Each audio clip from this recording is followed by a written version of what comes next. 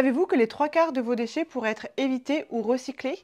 En milieu scolaire, on a beaucoup de feuilles de papier, d'emballages en plastique, de déchets alimentaires. Voilà les principaux composants de vos poubelles. Pour sensibiliser élèves et enseignants, le CITRAD propose 2 interventions gratuites pour les classes de CE2 au CM2 de son territoire. Élise, Aurore et moi, Marion, les super animatrices du CITRAD, on est sur la route toute l'année pour venir à la rencontre des classes. Lors de cette intervention, on va parler plus principalement du tri.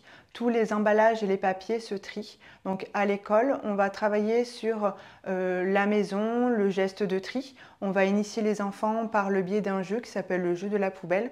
On va inviter les élèves à nommer l'emballage, nommer la matière et à le placer dans le bon conteneur. Et ensuite, on va suivre un peu son cycle, le cycle du recyclage de la poubelle jusqu'au centre de tri, du centre de tri aux usines de recyclage pour redevenir un nouvel objet. Ce qui va nous permettre en fait de travailler aussi sur les ressources naturelles et l'économie de matières premières. Alors lors de cette intervention, on va plutôt parler de la réduction en général. Donc on va travailler sur le gaspillage alimentaire. Donc à peu près 21 kg de nourriture sont jetés par an et par personne.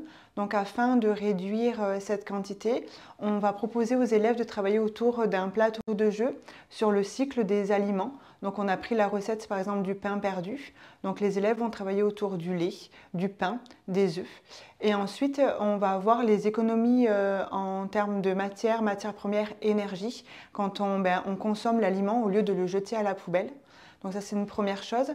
Et ensuite on va travailler sur des situations du quotidien. Voilà, Nathan qui est à la pizzeria, qui n'a pas fini sa pizza. Donc il peut demander à remporter le reste de sa pizza à la maison. Donc généralement les élèves ils sont bien au courant et ils travaillent déjà sur la réduction sans le savoir. Donc sur la partie gaspillage. Et ensuite, on va aussi travailler sur la partie, on va dire, plus matérielle.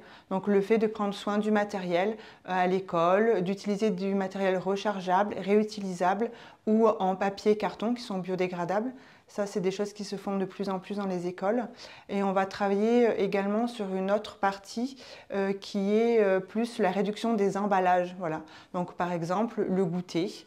Au lieu d'utiliser des gourdes à boire ou des emballages individuels, on peut utiliser des emballages familiaux ou du fait maison, ce qui réduit considérablement la quantité d'emballage. Donc on a plusieurs petits jeux à proposer aux élèves pour leur rendre compte des quantités économisées et réduites. Sur l'année scolaire 2022-2023, nous avons sensibilisé plus de 2000 élèves et enseignants. Parallèlement aux animations scolaires, nous pouvons proposer pour les habitants du territoire du CITRAD des visites de nos équipements, notamment le centre de tri et les centres de valorisation. De plus, nous sommes en renfort sur les manifestations pour tenir des stands de sensibilisation pour le grand public.